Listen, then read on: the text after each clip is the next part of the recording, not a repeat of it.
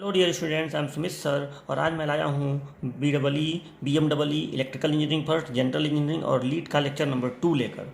देखिए, पिछले video lecture में लेक्चर नंबर 1 में मैंने आपको इलेक्ट्रिक करंट के बारे में बताया था और मैंने काफ़ी डिटेल में इसको बताया था और मैंने आपसे कहा था कि जो इलेक्ट्रिकल और इलेक्ट्रॉनिक्स के बच्चे होते हैं उनको पूरी ज़िंदगी, मतलब केवल ये नहीं कि आपको अपने डिप्लोमा कोर्स के दौरान, डिप्लोमा कोर्स के बाद भी जब आप बीटेक करेंगे या फिर अगर आप कोई जॉब करेंगे, पूरी लाइफ आपके साथ ये शब्द जुड़ा रहेगा, धारा, करंट, और एक और शब्द जुड़ा रहेगा वोल्टेज, एक और शब्द जुड़ा रहेगा रेजिस्टेंस।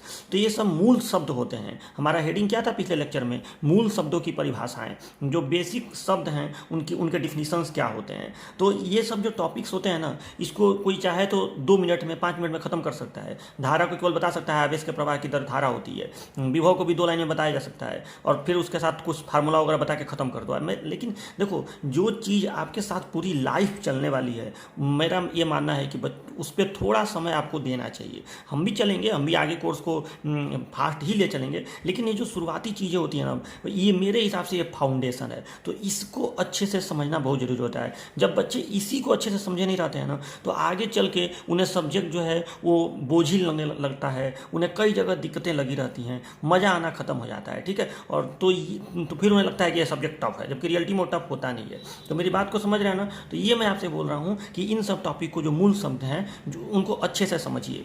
तो आज का हमारा टॉपिक रहेगा इलेक्ट्रिक पोटेंशियल। आज हम लोग विद्युत विभव के बारे में सुनेंगे, इलेक्ट्रिक पोटेंशियल डिफरेंस पढ़ेंगे, वोल्टेज क्या होता है इसको समझेंगे। पिछले बार आपने करंट को समझा था, आज हम लोग वोल्टेज को समझेंगे।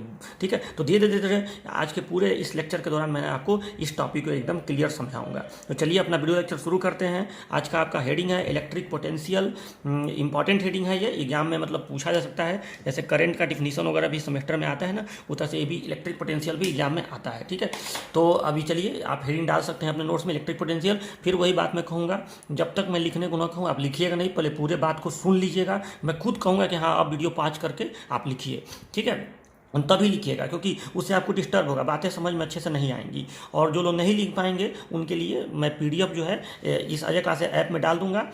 PDF देखने के लिए आप लोग अपना जब ऐप ऑन करेंगे तो पहले बैच पे टच करिएगा, फिर आपको बैच दिखाएगा डिप्लोमा फर्स्ट ईयर, उसमें जाइएगा तो ऊपर दिखाएगा वो ओवरव्यू, स्टूडेंट अटेंडेंस, असाइनमेंट, ऐसा करके आएगा। लास्ट में स्टडी मटेरियल रहेगा, उसी में आपको PDF मिल जाएगा। तो PDF मैं 24 घंटे बाद आपको दूंगा इसका।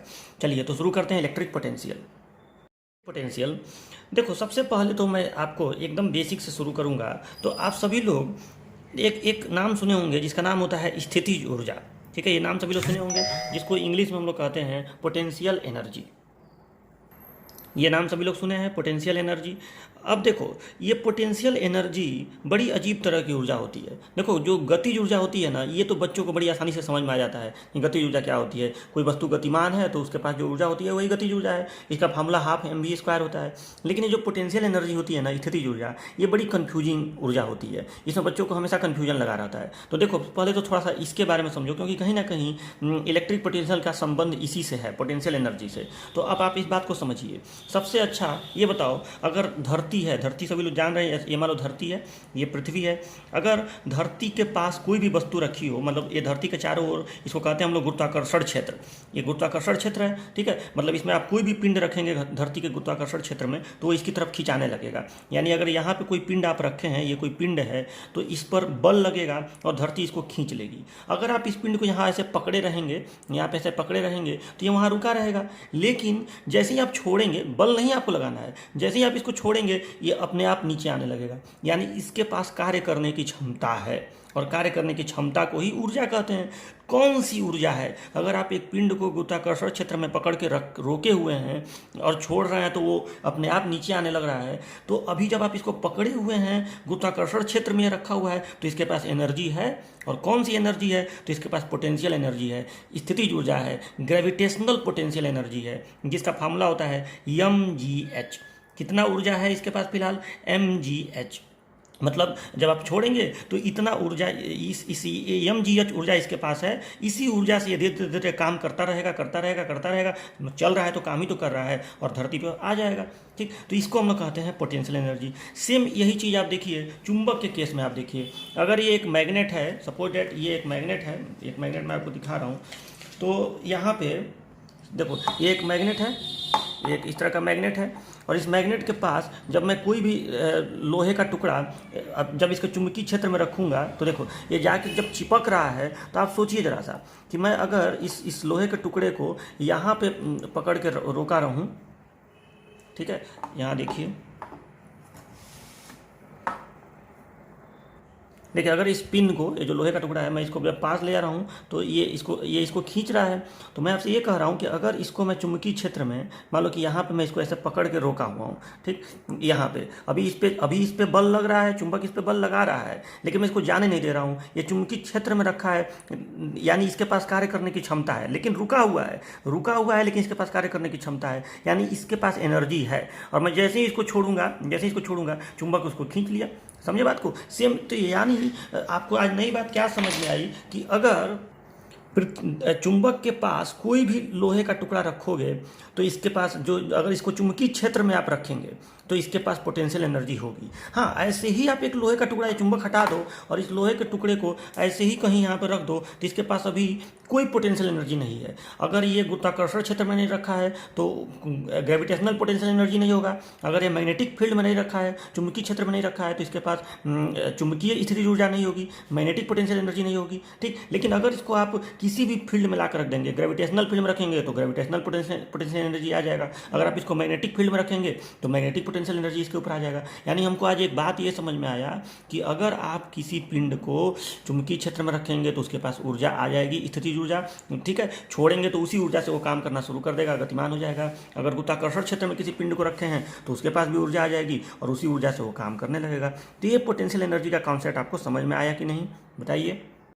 अब एक चीज और होता है, जैसे आपने एक स्थितिज ऊर्जा पढ़ा, गुरुत्वीय स्थितिज ऊर्जा, एक आपने स्थितिज ऊर्जा पढ़ा, चुंबकीय स्थितिज ऊर्जा, ठीक। और एक और स्थितिज ऊर्जा होती है जिसको हम लोग कहते हैं वैद्युत स्थितिज ऊर्जा, वैद्युत स्थितिज ऊर्जा। अब ये क्या होती है? तो देखो, ग्रेविटेशनल फील्ड में अगर आप कोई पिंड ला कर रखेंगे, पिंड माने जिसके ऊपर द्रव्यमान हो, जिसके पास द्रव्यमान हो, अगर पिंड ला कर रखेंगे तो उसके पास ये वाली ऊर्जा आएगी, ठीक। उसको पकड़े रहेंगे तो ये वाली ऊर्जा उसके पास रहेगी। अगर चुंबकीय क्षेत्र में आप किसी लोहे के टुकड़े को ला के रखेंगे तो ये वाली ऊर्जा आएगी, ठीक है। तो इन दो क्षेत्रों के अलावा, ग्रेविटेशनल फील्ड माने गुरुत्वीय क्षेत्र और चुंबकीय क्षेत्र, इन दो क्षेत्रों के अलावा एक और क्षेत्र होता है। याद करिए कौन सा एक और क्षेत्र होता है? एक और क्षेत्र होता है वैद्युत क्षेत्र, इलेक्ट्रिक फील्ड, ठीक। वैद्युत क्षेत्र, इलेक्ट्रिक फील्ड।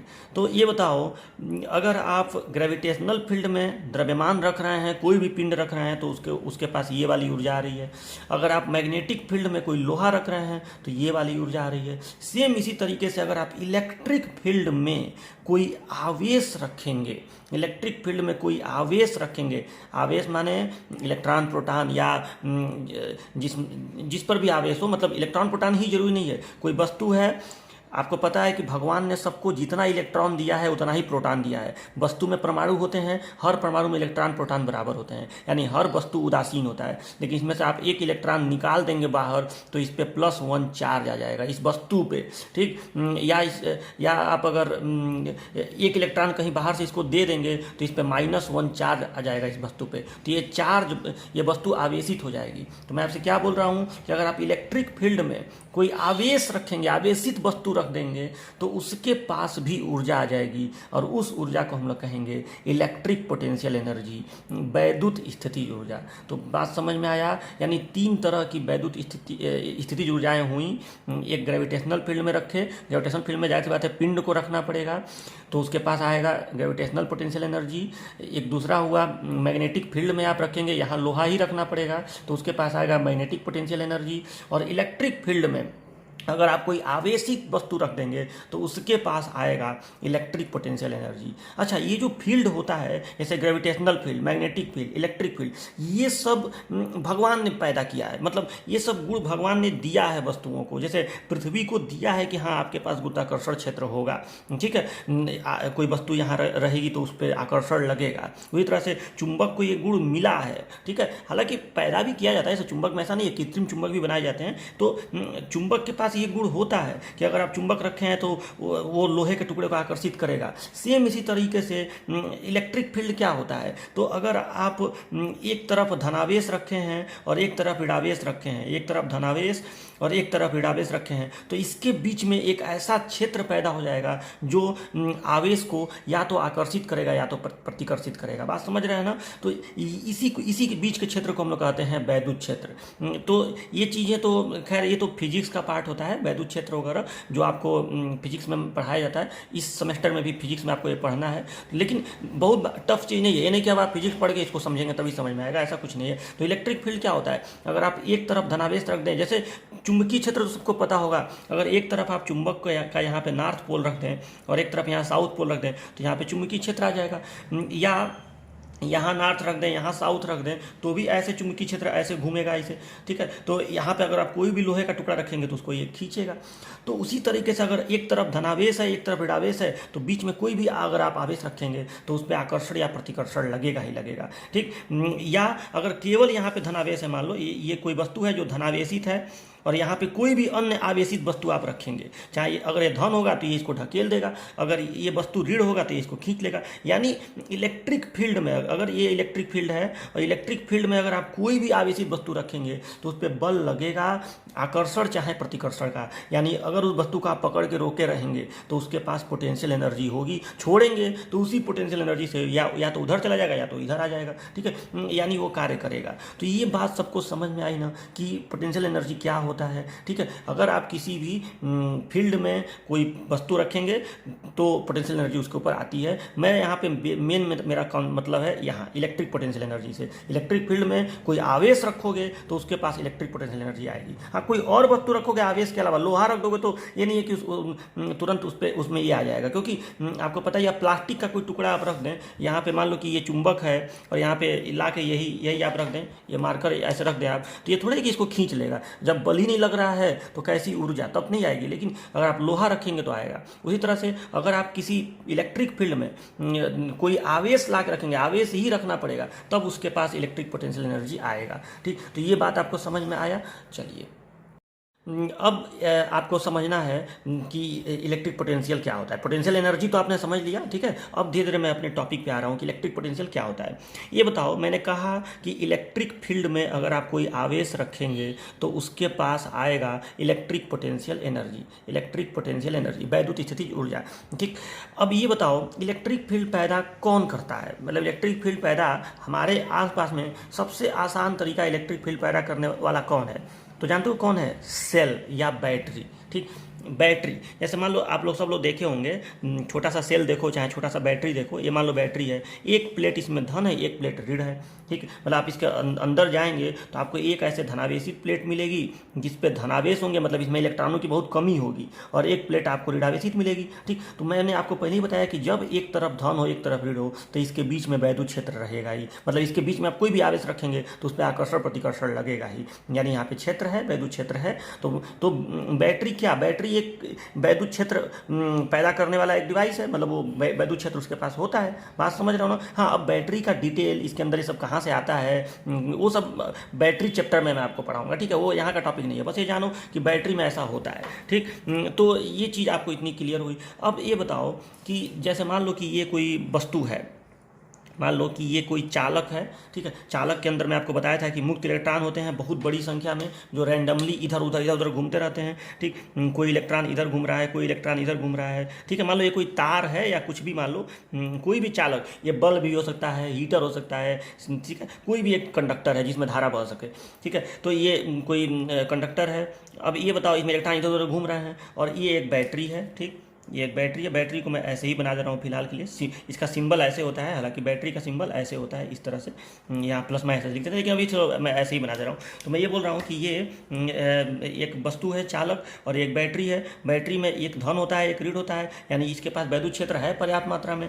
अब अगर आप इसको ले आके यहाँ सटा दें तार से, और इसको ले आके यहाँ सटा दें, तो कहीं ना कहीं ये प्लस चीज़ चला गया यहाँ पे और ये माइनस चीज़ चला गया यहाँ पे, यानी अब ये वैद्युत क्षेत्र इसके बीच में आ गया, और ये वैद्युत क्षेत्र इसके अंदर जो ये आवेश है, इलेक्ट्रॉन बने आवेश, उसको प्रतिकर्षित या आकर्षित करेगा। धन वाला ऋणावेश को आकर्षित करता है और ऋण वाला प्रतिकर्षित करता है। तो सारे इलेक्ट्रॉन एक दिशा में ऐसे चलना शुरू कर देंगे, इधर से इधर, ठीक है। और जब एक सारे आवेश एक दिशा में चलें तो धारा बहने लगती है, और धारा इलेक्ट्रॉनों के विपरीत चलती है तो ऐसे करंट फ्लो होने लगेगा, ठीक।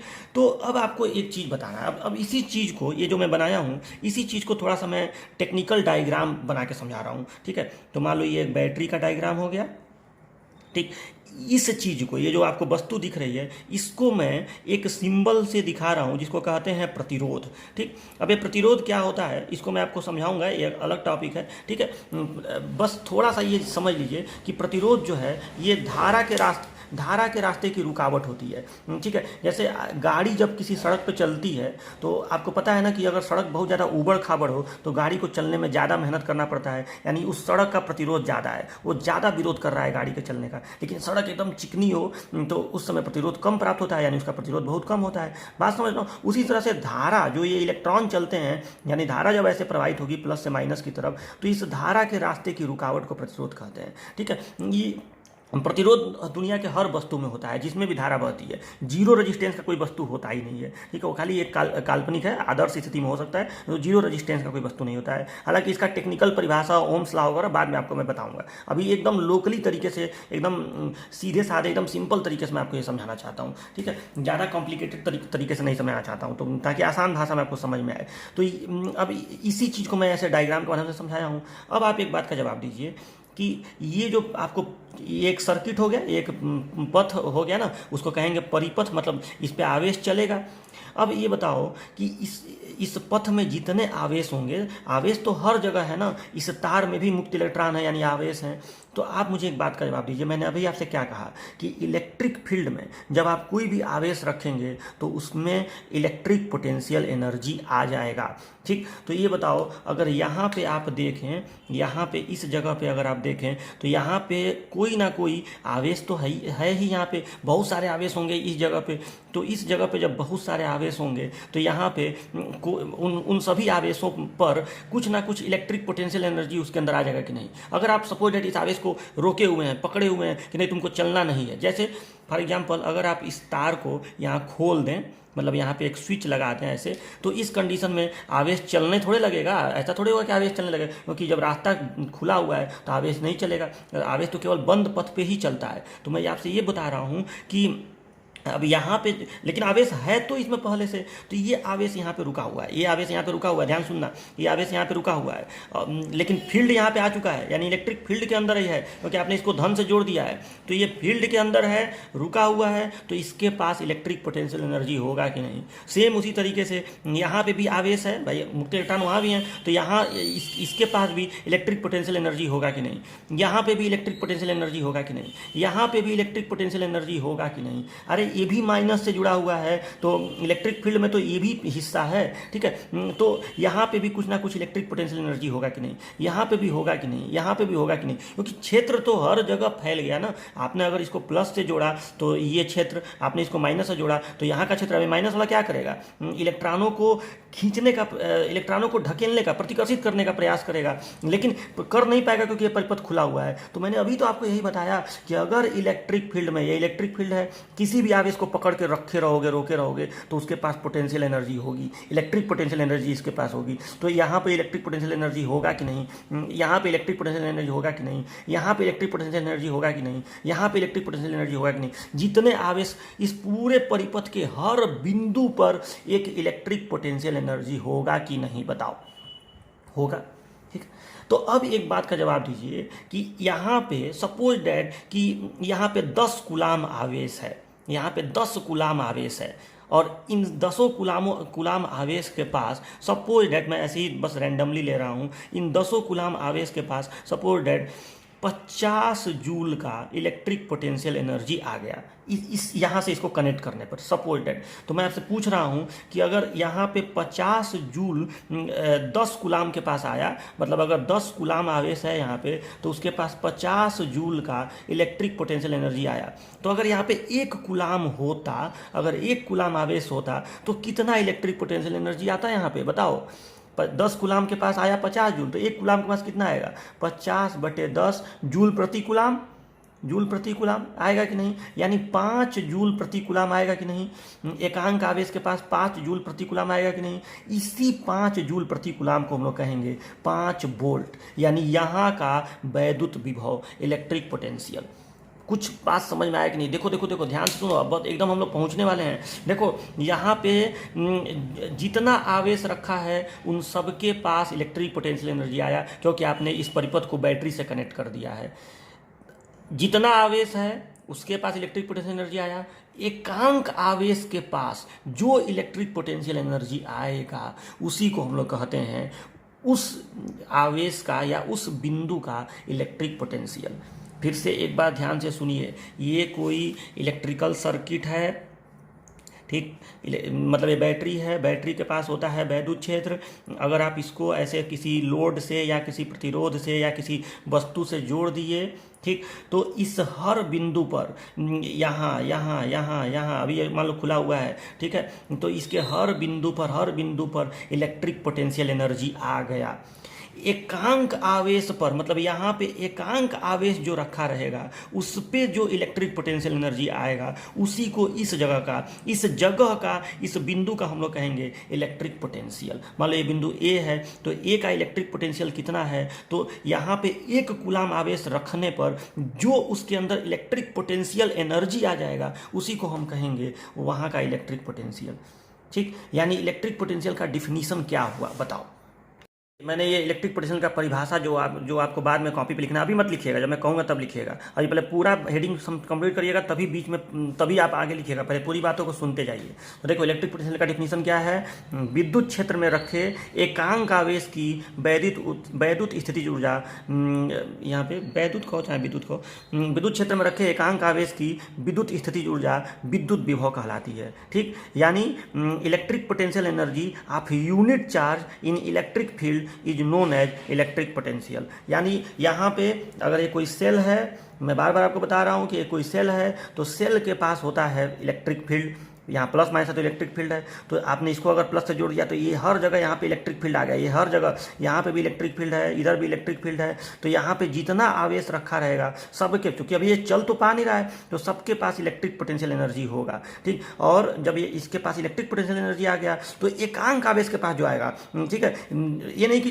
टोटल आवेश जो यहाँ पे है उसका, यहाँ पे 1 कूलाम आवेश रखा गया होता इस बिंदु पर अगर 1 कूलाम आवेश रखा गया होता, जो रियलिटी में है उससे मतलब नहीं है, अगर एकांक रखा जाता है इस बिंदु पर, तो जो इसके पास पोटेंशियल एनर्जी आएगा उसी को हम लोग कहेंगे यहाँ का इलेक्ट्रिक पोटेंशियल। जो यहाँ पे रखने पे आएगा 1 कूलाम, तो ये यहाँ का इलेक्ट्रिक पोटेंशियल, ये यहाँ का इलेक्ट्रिक पोटेंशियल, ये यहाँ का इलेक्ट्रिक पोटेंशियल, यहाँ रखने पर आएगा वो यहाँ का इलेक्ट्रिक पोटेंशियल। यानी अगर मैं आपसे कहूँ कि इस जगह पर, इस परिपथ में इस जगह पर 2 वोल्ट का विभव है, अगर मैं आपसे कहूँ कि 2 वोल्ट का पोटेंशियल है, तो तुरंत आपके दिमाग में क्लिक करना चाहिए कि अच्छा, अगर हम 1 कूलाम आवेश यहाँ रखेंगे तो उसके पास 2 जूल ऊर्जा होगी। कौन सी ऊर्जा? इलेक्ट्रिक पोटेंशियल एनर्जी, वैद्युत स्थितिज ऊर्जा। यानी इसके पास 2 जूल ऊर्जा होगी। छोड़ोगे तो 2 जूल ऊर्जा से ये काम कर सकता है। बात समझ रहे हो ना? तो मैंने यहाँ पे उसके पास 2 जूल का ऊर्जा है, कार्य करने की क्षमता है, उसी से वो आगे दौड़ जाएगा। यानी यहाँ अगर आप यहाँ का विभव अगर 2 वोल्ट है तो 1 कूलाम आवेश अगर आप यहाँ के ला के रख देंगे तो उसके पास 2 जूल ऊर्जा होगी। ठीक है, तो ये बात आपको इतनी समझ में आई कि नहीं? तो ये होता है इलेक्ट्रिक पोटेंशियल। तो मुझे पूरा उम्मीद है कि आपको इलेक्ट्रिक पोटेंशियल का मतलब समझ में आ गया होगा। एक बात और सुनिए, देखो मान लो कि यहाँ का, जैसे जब आप बैटरी के धनावेश से दूर जाते जाएंगे और ऋणावेश पे आते जाएंगे तो जो इलेक्ट्रिक पोटेंशियल है ना वो गिरता जाता है। मतलब जैसे इसको ऐसे समझो कि ये धरती है, धरती के पास से जब किसी पिंड को आप ऊपर पकड़े रहेंगे तो इसके पास सबसे ज़्यादा पोटेंशियल एनर्जी है, लेकिन ज्यों ज्यों ये धरती के पास आता जाता है इसका पोटेंशियल एनर्जी, अब यहाँ पे कोई पिंड है तो पोटेंशियल एनर्जी कम है, यहाँ पे कोई पिंड है तो पोटेंशियल एनर्जी कम है। तो मैं ये कह रहा हूँ कि यहाँ पे अगर किसी पिंड का पोटेंशियल 2 वोल्ट है, यानी उसके पास एकांक आवेश के पास 2 जूल ऊर्जा है, लेकिन ज्यों ज्यों ये करीब जाता जाएगा इस माइनस के करीब आना, मतलब वही चीज़ है कि जैसे पिंड जो है धरती के पास आ गया, तो ज्यों ज्यों ये माइनस के करीब जाता जाएगा इसका पोटेंशियल एनर्जी कम होता जाएगा। यानी आपको आज एक नई बात क्या समझ में आई कि अगर यहाँ का विभव 2 वोल्ट है तो ज्यों ज्यों आप यहाँ जाएंगे हो सकता है कि यहाँ का 1.5 वोल्ट हो जाए, हो सकता है आप यहाँ जाएँ तो 0.5 वोल्ट हो जाए, हो सकता है आप यहाँ जाएँ तो 0.3 वोल्ट हो जाए, और जब यहाँ आएंगे तो माइनस पे आएंगे तो आपका जो पोटेंशियल है वो 0 वोल्ट हो जाएगा। बात समझ रहे हो कि नहीं? यानी ज्यों ज्यों आप जो सबसे ज़्यादा पोटेंशियल होता है प्लस के पास, ठीक है, इसीलिए याद रखना हम लोग बैटरी के प्लस को कहते हैं, कहीं भी प्लस लिख देंगे तो कहते हैं उसको हाई पोटेंशियल, और माइनस को कहते हैं लो पोटेंशियल। ये खाली एक दिखाने का तरीका है। मतलब अगर आप कह रहे हैं कि ये सेल जो है 12 वोल्ट का है, इसका मतलब ये हो गया कि यहाँ का पोटेंशियल 12 है, यानी यहाँ पे 1 कूलाम आवेश रखोगे तो उसके पास 12 जूल की ऊर्जा आएगी, और ये माइनस है यानी यहाँ का 0 होगा। बात समझ रहे हो ना? मतलब यहाँ पे सबसे ज़्यादा पोटेंशियल यहाँ होता है, यानी सबसे ज़्यादा ऊर्जा एकांक आवेश के पास यहाँ होती है, यहाँ पे 0 हो जाएगा। ठीक, तो ये आपको समझने वाली बात है कि ज्यों ज्यों यहाँ से आवेश चलेगा, मतलब हर एक बिंदु पर यहाँ पे पोटेंशियल धीरे धीरे पोटेंशियल गिरता जाएगा। ठीक, तो ये भी बात आपको समझ में आई। अब एक बात और, अब देखिए, तो आपको अभी मैं बताया हूँ कि यहाँ का पोटेंशियल सबसे ज़्यादा होगा, यहाँ का पोटेंशियल थोड़ा कम होगा, यहाँ का पोटेंशियल थोड़ा कम होगा, यहाँ का पोटेंशियल कम होगा। लेकिन अब एक चीज़ और ध्यान दीजिए, ये जो पोटेंशियल है ये रियलिटी में पोटेंशियल एनर्जी है एकांक आवेश का। ये तो आपको एकदम क्लियर मैं कर दिया कि पोटेंशियल जहाँ भी आप सुनिए वो रियलिटी में पोटेंशियल एनर्जी है 1 कूलाम आवेश का। तो अब एक चीज़ और सुनिए, देखो अभी मैंने आपसे कहा ना कि अगर यहाँ का पोटेंशियल 2 वोल्ट है तो यहाँ का थोड़ा कम हो जाएगा, या चलो यहाँ पे मान लो 5 वोल्ट है, मैंने बैटरी 5 वोल्ट की है तो सबसे बैटरी के पास में यहाँ पे 5 वोल्ट होगा, फिर यहाँ पे 4 वोल्ट होगा, यहाँ पे 3 वोल्ट होगा, मतलब ऐसे ऐसे थोड़े थोड़े दूरी पर पोटेंशियल गिरता जाएगा। लेकिन अब एक चीज़ और सुनो, ये जो पोटेंशियल एनर्जी है ना, पोटेंशियल एनर्जी एकांक आवेश की एनर्जी लॉस तभी होती है जब किसी वस्तु को कार्य करना पड़े। ये आप सुने होंगे, मतलब एनर्जी लॉस तभी होता है जब किसी वो वस्तु, चाहे कोई इलेक्ट्रॉन हो या कोई आवेश हो, चाहे कोई भी हो, जब कोई वस्तु काम करता है तभी उसकी ऊर्जा गिरती है। तो ये बताओ सभी लोग, ये बताओ कि अगर इस रास्ते का, इतना दूर के रास्ते का कोई प्रतिरोध न हो, मतलब कोई रुकावट न हो, ये तार 0 रजिस्टेंस का हो, सोचो जरा सा कि अगर ये तार 0 रजिस्टेंस का हो तो क्या यहाँ से यहाँ तक आवेश को जाने में कोई कार्य करना पड़ेगा? रुकावट है ये नहीं है। आप एक गाड़ी चला रहे हैं और गाड़ी का जो फर्श है, सड़क जो है वो एकदम चिकनी है, उसमें घर्षण नाम की चीज़ ही नहीं है, तो एक बार ढकेल दोगे तो क्या गाड़ी के इंजन को काम करना पड़ेगा? नहीं करना पड़ेगा, वो अपने आप चलता रहेगा। सेम वही चीज़ यहाँ पे है। तो अगर ये 0 रजिस्टेंस का वायर हो तो अगर इसको यहाँ से 5 वोल्ट का पोटेंशियल मिल गया तो सच्चाई ये है, यानी 5 जूल ऊर्जा अगर यहाँ पे एकांक आवेश के पास है तो यहाँ पे भी 5 जूल ऊर्जा ही एकांक आवेश के पास होगी, क्योंकि आवेश को ऊर्जा खर्च ही नहीं करनी पड़ेगी, क्योंकि रास्ते में कोई रजिस्टेंस नहीं है। ठीक है, तो यहाँ भी 5, यहाँ भी 5, यहाँ भी 5, लेकिन ये पोटेंशियल गिरता सिर्फ तभी है जब रास्ते में रजिस्टेंस आता है। देखो आगे चल के मैं आपको वोल्टेज ड्रॉप, एक शब्द इस्तेमाल करूंगा, वोल्टेज ड्रॉप, पोटेंशियल ड्रॉप। देखिए इलेक्ट्रिकल इलेक्ट्रॉनिक्स के बच्चों के लिए ये सब वर्ड इतने इंपॉर्टेंट होते हैं ना, वोल्टेज ड्रॉप, पोटेंशियल ड्रॉप, कि लोग इसको लेके हमेशा कंफ्यूज रहते हैं। मैं कोई कंफ्यूजन नहीं चाहता हूँ। आज एक क्लास में बढ़िया से समय दे लो, देखो ये चीज़ें ज़िंदगी भर साथ रहेंगी, तो इसके लिए समय चाहिए। मैं चाहूँ तो 5 मिनट के अंदर ये परिभाषा बता के, फार्मूला बता के, सूत्र बता के ख़त्म कर दूंगा, लेकिन वैसा नहीं करना है। वो भी करूँगा, जल्दी जल्दी भी पढ़ाया जाता है, लेकिन बेसिक चीज़ों में कभी जल्दीबाजी नहीं करते हैं। ध्यान से सुन लीजिए, ठीक है। तो मैं ये समझा रहा हूँ आपको कि क्यों हर जगह 5 ही वोल्ट होगा अगर ये 5 वोल्ट का है, क्योंकि रास्ते में रजिस्टेंस नहीं है।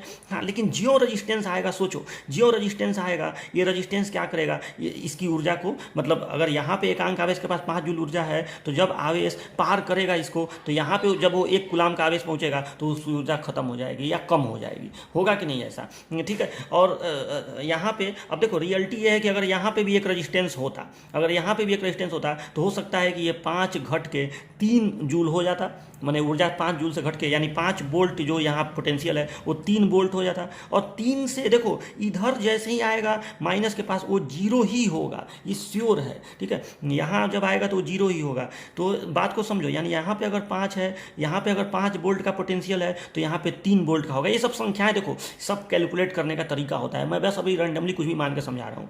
तो यहाँ पे अगर 5 वोल्ट है तो यहाँ पे 3 वोल्ट होगा, यानी यहाँ पे अगर 5 जूल ऊर्जा है, पोटेंशियल एनर्जी है, तो यहाँ पे 3 जूल होगी। लास्ट में जब वो माइनस के पास आ जाएगा तो वहाँ पे जीरो होगा। अब आप कहेंगे सर जीरो यहाँ होना चाहिए। देखो अगर ये जीरो रजिस्टेंस का वायर है तो यहाँ हर जगह ही जीरो होगा। अब ये थोड़ी है कि यहाँ पे 1 होगा, यहाँ पे फिर आगे आके जीरो होगा, क्योंकि इसमें कोई रजिस्टेंस नहीं है तो इधर तो उसको कोई काम नहीं करना पड़ेगा। तो जो जीरो है वो रजिस्टेंस, जो भी अंतिम रजिस्टेंस होगा उसके पास ही यहाँ पे जीरो हो जाएगा। तो आप खुद सोचिए, अगर यहाँ पे हाई पोटेंशियल, यहाँ पे अगर 5 वोल्ट का पोटेंशियल है, यहाँ पे 3 वोल्ट का पोटेंशियल है, तो रजिस्टेंस को जब आवेश क्रॉस किया तो यहाँ पे कितना वोल्ट का पोटेंशियल ड्रॉप हुआ, कितना पोटेंशियल गिरा, तो 5 - 3 = 2 वोल्ट, यानी इस रजिस्टेंस ने 2 वोल्ट का पोटेंशियल ड्रॉप कर दिया।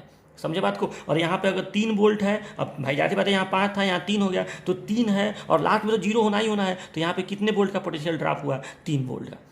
बात समझे ना। तो अभी देखो, अभी पोटेंशियल ड्रॉप या पोटेंशियल डिफरेंस अलग हेडिंग है हमारा। अभी मैं आपको केवल पोटेंशियल समझाना चाहता हूँ। तो पोटेंशियल में आपको मेन बात क्या समझ में आई कि इलेक्ट्रिक पोटेंशियल जो है एकांक विद्युत क्षेत्र के किसी भी बिंदु का या परिपथ के किसी भी बिंदु का, देखो परिपथ में विद्युत क्षेत्र तो होता ही है, आप परिपथ कहिए चाहे विद्युत क्षेत्र कहिए, तो परिपथ के किसी भी बिंदु का या विद्युत क्षेत्र के किसी भी बिंदु का जो एकांक आवेश होता है उसकी पोटेंशियल एनर्जी इलेक्ट्रिक पोटेंशियल कहलाता है। ये एकदम परिभाषा आपको कंठस्थ हो गया।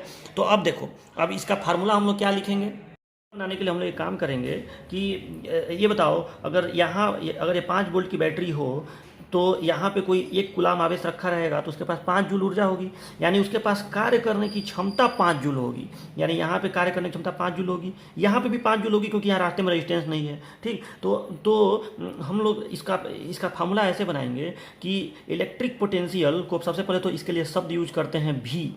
ठीक है, इलेक्ट्रिक पोटेंशियल के लिए तो इलेक्ट्रिक पोटेंशियल भी किसी भी बिंदु का, मान लो यहाँ बिंदु ए है, यहाँ बिंदु बी है, यहाँ बिंदु सी है, तो electric potential is equal to electric potential energy, V is equal to electric potential energy upon charge. ये बताओ, तो V is equal to electric potential energy, ये जो इलेक्ट्रिक पोटेंशियल एनर्जी है ये उसकी कार्य करने की क्षमता होती है, इसलिए इसको हम लोग W से रिप्रेजेंट कर देंगे और चार्ज को Q से रिप्रेजेंट करेंगे। तो V इज इक्वल टू हो गया W/Q।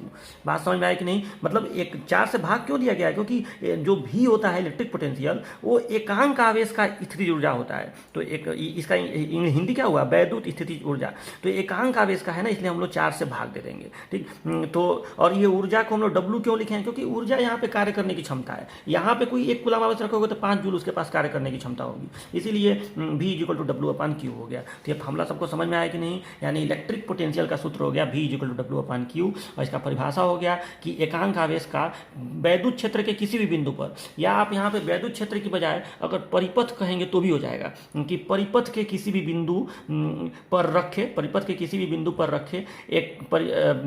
रखे एकांक आवेश की वैद्युत स्थितिज ऊर्जा वैद्युत विभव कहलाती है। आप परिपथ भी कह सकते हैं। ठीक है, तो ये आपको समझ में आ गया इस तरह से कि वैद्युत स्थितिज ऊर्जा क्या होती है। इसका यूनिट क्या हो जाएगा, मात्रक, तो यूनिट हो जाएगा इसका जूल प्रति कूलाम। जूल प्रति कूलाम, और जूल प्रति कूलाम को ही देखो, ये 2 वैज्ञानिकों का नाम है, जूल और कूलाम। तो जिन्होंने इसकी खोज किया होगा उनको ये बर्दाश्त तो होगा नहीं कि हम किए और वैज्ञानिकों का नाम अलग हो, तो इसी को हम लोग बोल देते हैं बोल्ट। जूल प्रति कूलाम को ही बोल्ट कहते हैं, इसे अंग्रेजी के अक्षर V से रिप्रेजेंट करते हैं। तो अब आपको ये बात तो समझ में आ गया। तो मतलब कभी भी आपसे अगर कोई आज के बाद कहेगा कि यहाँ का पोटेंशियल इतना है, 10 वोल्ट है, 12 वोल्ट है, तो तुरंत आपके दिमाग में आना चाहिए कि 10 वोल्ट है मतलब 1 कूलाम आवेश रखोगे तो वहाँ पर 10 जूल ऊर्जा उसके पास होगी पोटेंशियल एनर्जी के रूप में। मतलब छोड़ दोगे तो 10 जूल ऊर्जा से कार्य करना शुरू करेगा। हाँ, वो ऊर्जा उसके पास तब तक बनी रहेगी जब तक रास्ते में रजिस्टेंस न आए। रजिस्टेंस आएगा तो उसकी ऊर्जा गिर जाएगी। ठीक है, मतलब यहाँ पे अगर 5 जूल है तो इधर आओगे तो 3 जूल, मतलब थोड़ा सा ऊर्जा कम हो जाएगा। जितना कम होगा वही वोल्टेज या पोटेंशियल ड्रॉप होगा। ठीक है, रेजिस्टेंस के क्रॉस ही हमेशा पोटेंशियल ड्रॉप होता है। तो ये सब बातें आपको समझ में आई इतनी बार। तो ये हो गया हमारा इलेक्ट्रिक पोटेंशियल का डिफिनीशन कंप्लीट। अब आपको ये कॉपी पे लिखना है। ये फिगर चलो एक फिगर भी इसमें अभी बनवा देते हैं, नहीं बनेगा, बस आपको ये इलेक्ट्रिक पोटेंशियल हेडिंग डाल के ये परिभाषा लिख लेना है और ये उसका फार्मूला, ये उसका मात्रक, बस इतना नोट कर लीजिएगा।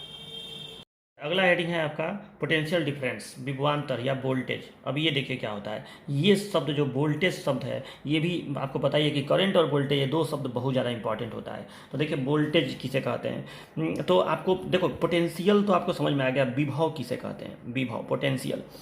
तो ये बताओ, विभव के आगे अंतर लगा दिया गया तो विभवांतर बन गया, ठीक है। तो विभव के आगे अगर अंतर शब्द लगा दिया गया तो वो विभवांतर हो गया। तो इसके नाम से ही क्लियर है, विभवों का अंतर, यानी ये कहीं ना कहीं पोटेंशियल का डिफरेंस होगा। तो कहने का मतलब ये है कि पोटेंशियल का डिफरेंस ही पोटेंशियल डिफरेंस है। तो अब जैसे एक चीज़ का मुझे जवाब दो, मान लो कि ये सपोज डैट मैं इसका कुछ वोल्टेज मान ले रहा हूँ, मान लो ये 6 वोल्ट की बैटरी है सपोज डैट। तो अगर 6 वोल्ट की बैटरी है तो अब देखो, अब मैं इतना तो आपको समझा चुका हूँ कि यहाँ पे 6 वोल्ट पोटेंशियल होगा, यहाँ पे 6 वोल्ट होगा, यहाँ पे 6 होगा, यहाँ पे 6 होगा, यहाँ पे 6 होगा। लेकिन जैसे ही रेजिस्टेंस क्रॉस करेंगे यहाँ पे पोटेंशियल अलग हो जाएगा। तो यहाँ पे पोटेंशियल मान लो कि यहाँ पे +6 पोटेंशियल है, ठीक। और लास्ट में तो यहाँ 0 होगा ही होगा, इतना तो क्लियर है, ठीक है। इतना तो मैं आपको समझा चुका हूँ। तो यहाँ पे अगर 6 वोल्ट का पोटेंशियल है, सपोज डेट यहाँ पे पोटेंशियल यहाँ पे +4 वोल्ट हो रहा है, मतलब ये गिर के 6 से 4 हो जा रहा है। तो यहाँ पे 2 वोल्ट का वोल्टेज पोटेंशियल ड्रॉप हुआ, ठीक है। वोल्टेज ड्रॉप हुआ, वो छोड़ो, वो तो अलग बात है। और मैं ये कह रहा हूँ कि ये 4 से 0 हो गया, यानी यहाँ पे 4 वोल्ट का पोटेंशियल ड्रॉप हुआ। तो अब मुझे आप एक चीज़ बताइए कि यहाँ पे अगर आप 1 कूलाम आवेश रखेंगे तो उसके पास 6 जूल ऊर्जा होगी। यहाँ पे अगर आप 1 कूलाम आवेश रखेंगे तो उसके पास 4 जूल ऊर्जा होगी। क्यों होगी? क्योंकि बाकी 2 जूल ऊर्जा ये खा जाएगा, रेजिस्टेंस खा जाएगा, खर्च करवा देगा। तो क्योंकि ये रास्ते की रुकावट है, इसको बिना ऊर्जा खर्च किए ये यहाँ से नहीं, यहाँ नहीं जा सकता है। मतलब 1 कूलाम आवेश अगर यहाँ 6 जूल ऊर्जा लेके पड़ा है तो जब वो बहेगा चलेगा तो उसको 2 जूल ऊर्जा खर्च करनी ही पड़ेगी। समझे बात को? तो जब 2 जूल ऊर्जा खर्च कर लेगा तो बचेगा कितना? 4 जूल, यानी 4 वोल्ट यहाँ पे हो जाएगा। तो अब यानी यहाँ का पोटेंशियल +6, यहाँ का पोटेंशियल +4, तो इन दोनों बिंदुओं के बीच का पोटेंशियल डिफरेंस कितना हुआ? तो वो हुआ 2 वोल्ट। मतलब यहाँ पे अगर 6 वोल्ट का पोटेंशियल, यहाँ पे 4 वोल्ट का पोटेंशियल, तो पोटेंशियल डिफरेंस कितना हुआ? 2 वोल्ट। अब इसको आप कैसे परिभाषित कर सकते हैं? तो ये बताओ, ये 2 वोल्ट का जो पोटेंशियल डिफरेंस है, ये कहीं ना कहीं 2 जूल खर्च की गई ऊर्जा है कि नहीं एकांक आवेश द्वारा? बताओ, है कि नहीं? मतलब एकांक आवेश ने 2 जूल ऊर्जा खर्च किया, वही वहाँ का पोटेंशियल डिफरेंस है। तो यही तो मैं यहाँ पे लिखा हूँ, परिपथ के किन्हीं भी 2 बिंदुओं, देखो विभवांतर हमेशा 2 बिंदुओं के बीच होता है। विभव में आप किन्हीं भी बिंदु, यहाँ यहाँ यहाँ हर बिंदु का विभव होगा, लेकिन विभवांतर शब्द में हमेशा 2 ही बिंदु, 3 बिंदु नहीं, 4 बिंदु नहीं, हमेशा 2 बिंदुओं के बीच विभवांतर होता है या वोल्टेज होता है। तो इसी को वोल्टेज कहा जाता है। तो देखिए, परिपथ के किन्हीं 2 बिंदुओं के मध्य एकांक आवेश को प्रवाहित होने पर खर्च की गई ऊर्जा उन बिंदुओं के मध्य का विभवांतर कहलाता है। अगर आप यहाँ से यहाँ तक 2 एकांक आवेश को प्रवाहित कराएंगे तो 2 जूल ऊर्जा खर्च करनी पड़ी, तो ये 2 वोल्ट विभवांतर होगा। यहाँ से यहाँ तक आप प्रवाहित कराएं, 4 जूल ऊर्जा खर्च करनी पड़ेगी, तो बी और सी के बीच का विभवांतर 4 वोल्ट होगा। अब लास्ट में देखो, अगर आपको ए और सी का कोई विभवांतर पूछ दे तो यहाँ से यहाँ तक एकांक आवेश को प्रवाहित कराने में 6 जूल ऊर्जा खर्च करना पड़ेगा, यानी पूरा जो बैटरी का है पोटेंशियल, उस पूरे को खर्च करना पड़ेगा आपको। तो यानी ए और सी के बीच का विभवांतर 6 वोल्ट हो जाएगा। यानी क्योंकि ये +6 पे है, ये 0 पे है, तो 6 - 0, यानी वी ए बी कितना हो गया? वी ए बी हो गया 2 वोल्ट, यानी ए और बी के बीच का विभवांतर 2 वोल्ट। वी बी सी कितना हो गया? तो वी बी सी हो गया 4 वोल्ट, यानी बी और सी के बीच का विभवांतर 4 वोल्ट। लेकिन आपसे कोई वी ए सी पूछ दे तो वी ए सी हो गया 6 वोल्ट, ठीक है। कोई यहाँ पे 6, यहाँ पे 0। बात समझ में आया कि नहीं? यानी विभवांतर को आप क्या समझ रहे हैं? अगर आपसे, आप लोग अपने घरों में सुनते होंगे 220 वोल्ट, नहीं सुनते होंगे, हमारे घर में 220 वोल्ट का वोल्टेज आता है। तो ये 220 वोल्ट क्या है? ये 220 वोल्ट जो है कहीं ना कहीं आपके घर के हर 2 बिंदुओं के बीच का, ठीक है, विभवांतर है। अभी देखो, आगे बहुत सारी चीज़ें बताना है अभी कि समांतर श्रेणी ये सब क्या होता है, वो सब आगे आपको बताऊंगा। लेकिन अभी ध्यान से सुनो, अगर आपसे कहा जा रहा है कि मेरे घर में मेरा जो पंखा है वो 220 वोल्ट से चल रहा है, तो आप समझ लीजिए कि पंखे के दोनों बिंदुओं के बीच में 220 वोल्ट का विभवांतर है, ठीक है। यानी एकांक आवेश को प्रवाहित कराने के लिए 220 जूल ऊर्जा जो है ये खाएगा, ठीक है, ये खर्च करेगा। एकांक आवेश जो है 220 जूल ऊर्जा खर्च करेगा इसमें प्रवाहित होने के लिए। या आप ऐसे भी कह सकते हैं कि 220 जूल ऊर्जा चाहिए अगर इसमें एकांक आवेश को प्रवाहित कराना है तो, ठीक। तो ये 220 वोल्ट का मतलब, अगर आप विभवांतर 220 वोल्ट का लगाए हैं, क्योंकि ये विभवांतर पैदा करने के लिए आपको बैटरी चाहिए, चाहे जनरेटर चाहिए, तो अगर आप 220 वोल्ट का विभवांतर लगा रहे हैं, मतलब आप एकांक आवेश को 220 जूल ऊर्जा दे रहे हैं कि जाओ 220 जूल ऊर्जा यहाँ पे खर्च करके बाहर निकल आओ। बात समझ रहे हो ना? तो ये चीज़ आपका है। तो ये चीज़ आपको समझ में आया कि विभवांतर क्या होता है। तो बस आपको करना क्या है, इसको अच्छे से कॉपी पे लिख लेना। आप देखिए कैसे लिखेंगे इसको। फार्मूला लिखने के लिए आपको, अगर विभवांतर लिखना है तो आपको बिंदु तो बताना ही पड़ेगा। तो मान लो कि मैं ए और बी के बीच के विभवांतर की बात कर रहा हूँ, तो वी ए बी की मैं बात कर रहा हूँ, तो वी ए बी क्या होगा? इन बिंदुओं के बीच एकांक आवेश को प्रवाहित होने में जो खर्च की गई ऊर्जा होगी, और आपको पता है कि खर्च की गई ऊर्जा को ही किया गया कार्य कहते हैं। मतलब अगर यहाँ से यहाँ तक 1 कूलाम आवेश जाने में 2 जूल ऊर्जा खर्च कर दे रहा है, यानी वो 2 जूल कार्य कर रहा है। यार ये तो होता है, जो ऊर्जा खर्च कर रहा है वो क्या कर रहा है, कार्य कर रहा है। ठीक, तो यानी मैं कह सकता हूँ कि इसको मैं इस परिभाषा को मैं ऐसे ही बोल सकता हूँ कि परिपथ के किन्हीं भी 2 बिंदुओं के मध्य एकांक आवेश को प्रवाहित कराने में किया गया कार्य उन बिंदुओं के मध्य का विभवांतर कहलाता है। ठीक, या खर्च की गई ऊर्जा कहो चाहे किया गया कार्य कहो। तो भी ए बी इक्वल टू क्या हो गया, यहाँ से यहाँ तक एकांक आवेश को प्रवाहित कराने में खर्च की गई ऊर्जा चाहे किया गया कार्य। तो मैं कार्य को ही लिख रहा हूँ, तो ये हो गया डब्ल्यू ए बी, मैंने ए से बी तक आवेश को जाने में किया गया कार्य 1 कूलाम को। तो 1 कूलाम का करना है तो बटे में क्यू आपको करना ही पड़ेगा, क्योंकि इसमें तो पता नहीं कितना कूलाम आवेश होगा। तो W A B upon Q, तो ये भी ए बी हो गया। अगर कोई आपसे भी बी सी पूछे तो भी बी सी इक्वल टू हो जाएगा W B C upon Q. ठीक, मतलब यहाँ से यहाँ तक। अगर आपसे कोई भी ए सी पूछे, भी ए सी, तो भी ए सी इक्वल टू हो गया W A C upon Q, ये हो गया। ठीक है, अच्छा, और इस भी ए बी को, अब एक चीज़ और, इस भी ए बी को, ये तो मतलब फार्मूला हो गया, और इस भी ए बी को आप ये भी लिख सकते हैं भी ए माइनस भी बी।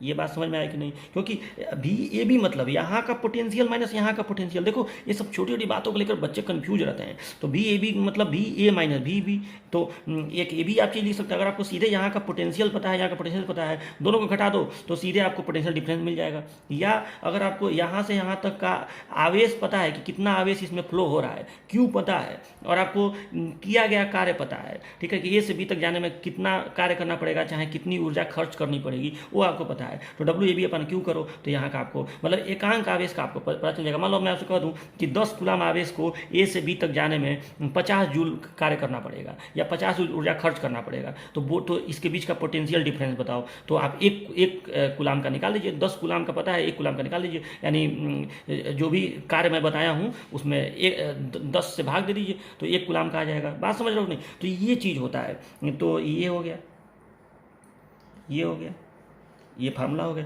अगर आप इसको भी ऐसे लिख सकते हैं, V B C is equal to V B minus V सी।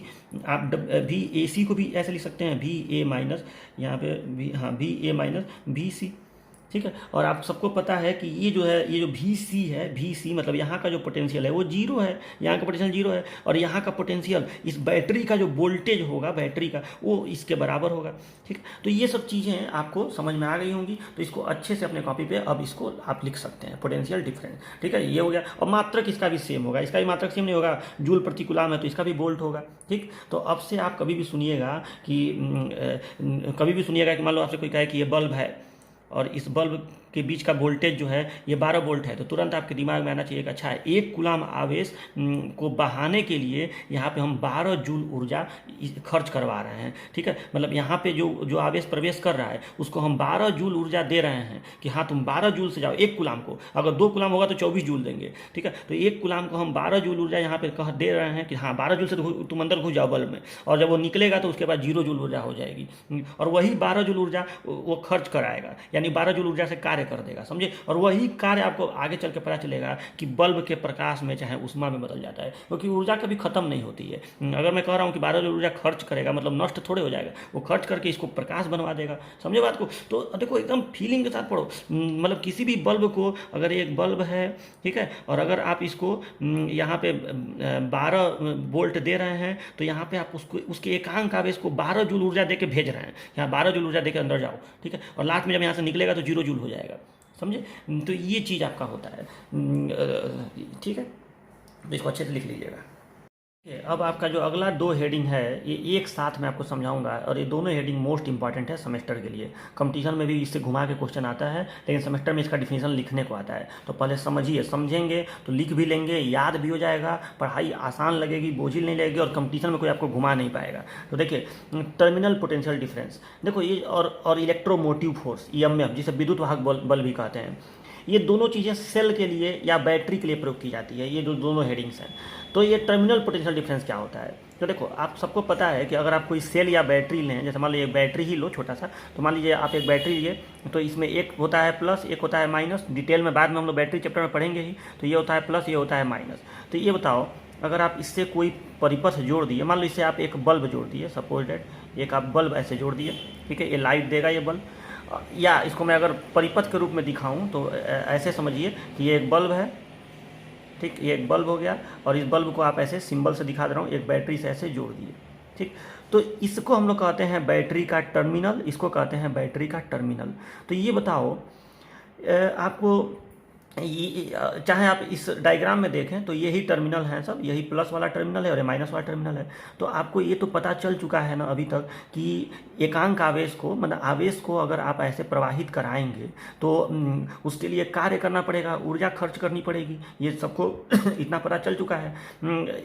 तो और एकांक आवेश का जो कार्य होगा वो दो बिंदुओं के बीच का जो कार्य होगा, किन्हीं भी दो बिंदु का, इस बिंदु, इस बिंदु, इस बिंदु, इस बिंदु, इस बिंदु, इस बिंदु, उसी को हम लोग कहते हैं उस परिपथ के उन दो बिंदुओं के बीच का वोल्टेज या विभवांतर, पोटेंशियल डिफरेंस। लेकिन इसके आगे टर्मिनल शब्द लगाने का मतलब क्या हो गया? तो देखो, टर्मिनल शब्द लगाने का ये मतलब हुआ कि आप केवल सेल के टर्मिनलों के बीच देखेंगे। मतलब जो हम ये कह रहे हैं ना कि विभवांतर क्या होता है, किन्हीं दो बिंदुओं के बीच का, किन्हीं भी दो बिंदुओं के बीच का एकांक आवेश को प्रवाहित कराने में खर्च की गई ऊर्जा उन बिंदुओं के बीच का विभवांतर कहलाता है। इसमें ये किन्हीं शब्द हटा दो, इसमें केवल आप सेल के टर्मिनलों के बीच देखेंगे। मतलब एक बिंदु को यहाँ रखेंगे, एक बिंदु को यहाँ रखेंगे, या परिपथ में एक बिंदु को यहाँ रखेंगे, एक बिंदु को यहाँ रखेंगे, यानी सेल के टर्मिनल्स के मध्य एकांक आवेश को प्रवाहित कराने में किया गया कार्य सेल का बोलना पड़ेगा, सेल का टर्मिनल विभवांतर कहलाता है, ठीक। तो आपको ये बात समझ में आया ना कि टर्मिनल विभवांतर क्या होता है? एकांक आवेश को सेल के टर्मिनलों के मध्य प्रवाहित कराने में किया गया कार्य या खर्च की गई ऊर्जा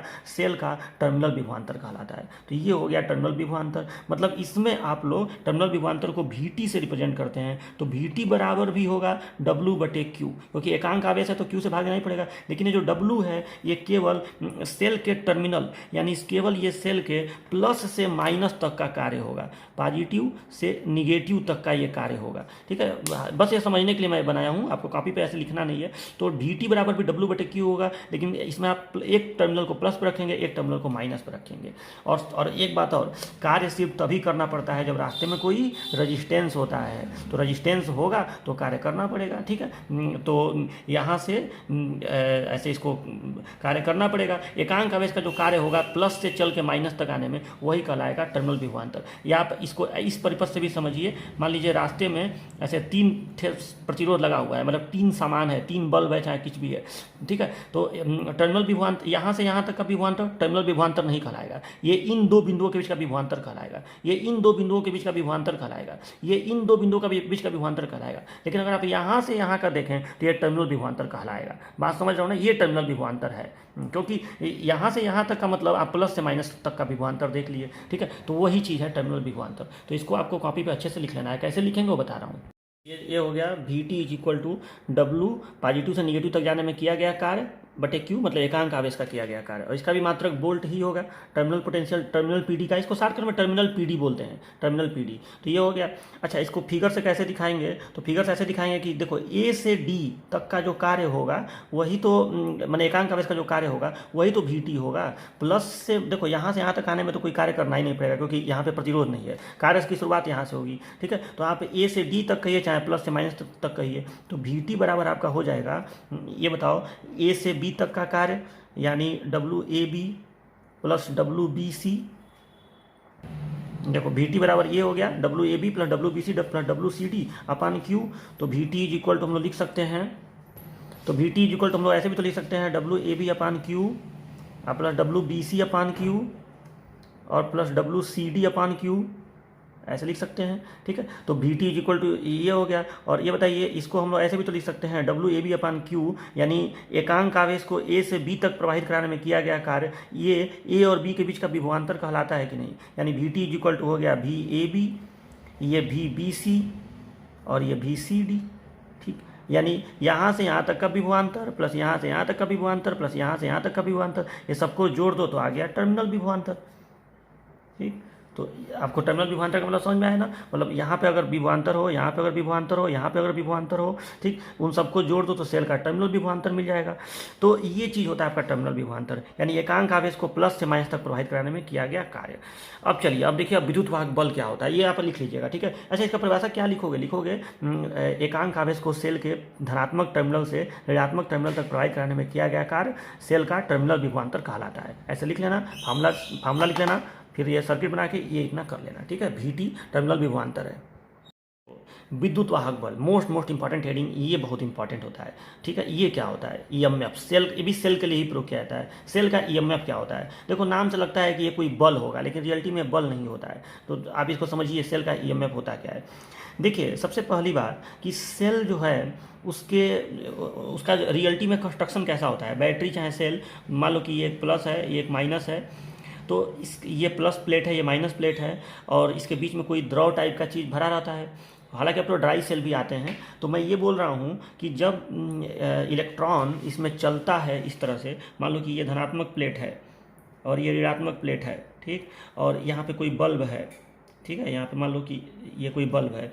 तो अब आप एक बात बताइए कि जब आप इसको ऐसे जोड़ते हैं इस तरह से, मान लो कि आप धन को ले आके यहाँ जोड़ दिए और धनात्मक को यहाँ ले आके जोड़ दिए और ऋणात्मक को यहाँ ला के जोड़ दिए, कनेक्शन मान लो ऐसे कर दिए, तो इस कंडीशन में आप सबको पता है कि इलेक्ट्रॉन जो हैं, इलेक्ट्रॉन चूँकि इस पे है ना, माइनस पे इलेक्ट्रॉन ज़्यादा होते हैं और धन पे इलेक्ट्रॉनों की कमी होती है, तो इलेक्ट्रॉन ऐसे माइनस से प्लस पे जाने लगते हैं। लेकिन क्या यहाँ पे इलेक्ट्रॉन जाके रुक जाते हैं? नहीं, यहाँ पे जाके फिर यहाँ से यहाँ प्रवाहित होते हैं। यानी इलेक्ट्रॉन बैटरी के बाहर माइनस से प्लस और बैटरी के अंदर प्लस से माइनस प्रवाहित होते हैं। तो धारा इलेक्ट्रॉनों के विपरीत चलती है, तो धारा बैटरी के बाहर प्लस से माइनस पे चलती है और बैटरी के अंदर माइनस से प्लस पे चलती है। यानी करंट कुछ ऐसे फ्लो होगा, बैटरी के बाहर ऐसे प्लस से माइनस और बैटरी के अंदर ऐसे माइनस से प्लस, ठीक है। धारा हमेशा बंद पथ पे चलती है। ये मत कभी सोचना कि धारा ऐसे आके प्लस से चला और माइनस पे वापस आ गया। अरे भाई, वापस आके रुकेगा नहीं, बैटरी के अंदर भी चलेगा, ठीक। अब एक बात और, धारा जिस पथ पे चलती है उन सभी पथों में रेजिस्टेंस होता है। बिना ऐसा कोई पथ हो ही नहीं सकता है जिस पे करंट फ्लो हो और उसमें रेजिस्टेंस ना हो। तो यहाँ भी तो बैटरी के अंदर धारा प्रवाहित हो रही है, तो इस पथ का भी कुछ ना कुछ रेजिस्टेंस होगा। मतलब बैटरी के अंदर जो करंट फ्लो होता है उसके लिक्विड से होते हुए, उसमें भी कुछ ना कुछ आंतरिक प्रतिरोध होता है, मतलब कुछ रेजिस्टेंस होता है। इस रेजिस्टेंस को हम लोग कहते हैं सेल का इंटरनल रेजिस्टेंस, आंतरिक प्रतिरोध। सेल का इसको कहते हैं इंटरनल रेजिस्टेंस, ठीक। ये सेल का इंटरनल रेजिस्टेंस होता है। तो ये बताओ सभी लोग कि अगर ये सेल, सपोज दैट कि ये 6 वोल्ट का सेल है या बैटरी है, तो ये अगर ये 6 वोल्ट का है तो यहाँ पे तो 6 वोल्ट होगा, यहाँ पे 6 वोल्ट का पोटेंशियल होगा, ठीक। अब ये 6 वोल्ट का जो पोटेंशियल है धीरे धीरे धीरे धीरे आके यहाँ पे ख़त्म होगा। तो अब होगा ये कि चूंकि धारा को तो अंदर भी बहना है ना, तो कुछ पोटेंशियल ड्रॉप जो है वो इसमें भी होगा। मतलब मैंने आपको बताया कि रेजिस्टेंस में हमेशा पोटेंशियल ड्रॉप होता है। तो बाहर रेजिस्टेंस है, लोड है, तो अंदर भी तो रेजिस्टेंस है। तो अगर मैं इसको डायग्राम के थ्रू दिखाऊं तो आप देखिए ये डायग्राम कैसे बनेगा। देखो, ये हो गया बाहर का रेजिस्टेंस, ठीक, और ये हो गया एक सेल, ये हो गया एक बैटरी या सेल, और इस सेल के पास भी रेजिस्टेंस है। वो रेजिस्टेंस चूंकि सेल के सीरीज में जुड़ा हुआ है। सीरीज में क्यों जुड़ा हुआ है? क्योंकि जो धारा इस बल्ब में प्रवाहित हो रही है वही धारा सेल के प्लेटों के बीच भी प्रवाहित हो रही है। तो इस रेजिस्टेंस को हम लोग कहेंगे इंटरनल रेजिस्टेंस। अब ये इंटरनल रेजिस्टेंस सीरीज में ही जुड़ा होता है, क्योंकि जो धारा, देखो ये सेल के सीरीज में कहलाएगा कि नहीं, क्योंकि जो करंट यहाँ से निकल रहा है वही करंट तो माइनस में वापस आ रहा है, ठीक है, और वही करंट इसमें प्रवाहित हो रहा है। तो करंट जिस चीज़ में सेम होता है वो सीरीज में ही होता है, ठीक है। तो यहाँ पे रेजिस्टेंस को, अभी नहीं कि हम इंटरनल रेजिस्टेंस को ऐसे जोड़ दें, ये गलत हो जाएगा। इंटरनल रेजिस्टेंस हमेशा बैटरी के सीरीज में होता है। तो यहाँ पे एक इंटरनल रेजिस्टेंस छोटा सा दिखा दिए, ठीक, इसको स्मॉल आर से रिप्रेजेंट करते हैं। ये बाहर का रेजिस्टेंस है कैपिटल आर और ये इंटरनल रेजिस्टेंस है स्मॉल आर, ठीक है। और अब इस सेल को या बैटरी को हम लोग ऐसे दिखाएंगे, इसको एक बॉक्स में ऐसे बंद कर देते हैं, ठीक। तो अब देखो, तो ये हो गया। अब आप बात को समझिए कि सेल का EMF क्या होता है। तो ये बताओ, सेल जब यहाँ से पोटेंशियल को, मतलब यहाँ मान लो ये 6 वोल्ट का है, तो अगर ये 6 वोल्ट का है तो मेरी बात को समझिए कि यहाँ पे तो ये 6 जूल ऊर्जा देगा आवेशों को, ये 6 जूल ऊर्जा देगा एकांक आवेश को, ये 6 जूल ऊर्जा जाएगी, यहाँ थोड़ी ऊर्जा खर्च हो जाएगी। मान लो 6 जूल में से 5 जूल ऊर्जा खर्च हो गया, तो अभी भी तो 1 जूल बचा है ना। अभी जो 1 जूल ऊर्जा है वो इस वाले रजिस्टेंस में खर्च होगा और तब यहाँ पे ऊर्जा जीरो होगा। मैंने आपको पहले ही बताया, अगर ये रजिस्टेंस नहीं होता तो पूरा का पूरा 6 जूल यहाँ खर्च होता, यानी यहाँ पे 6 वोल्ट, यहाँ पे 0 वोल्ट पोटेंशियल, ठीक। लेकिन अगर यहाँ पे एक और रेजिस्टेंस है, इंटरनल रेजिस्टेंस, तो 6 वोल्ट पूरा का पूरा यहाँ खर्च नहीं होगा, उसमें से थोड़ा सा कम ही खर्च होगा। जो बचा हुआ रहेगा, मान लो कि 6 वोल्ट में से 5 वोल्ट यहाँ खर्च हो गया, यानी 5 जूल खर्च हो गया एकांक आवेश का, तो बाकी जो 1 वोल्ट बचा रहेगा, यानी 1 जूल जो ऊर्जा बची रहेगी वो यहाँ खर्च होगी। बात समझ रहे हो ना।